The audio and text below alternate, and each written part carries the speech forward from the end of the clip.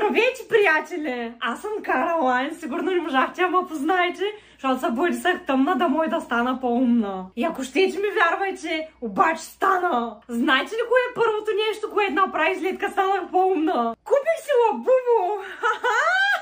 Точно така, приятели, днес ще правим анбоксинг на моето първо лабубо в живота. Толкова се вълнувам, че направо не мога да дишам. Ето вижте го, много е хубавичко. Ами какво чакаме да го отворим? Усещам, че нещо може да ми стане. Чакайте. Ало, ще може да изпратите една линейка? Да, разбира се, къде се намирате? Вкъщи.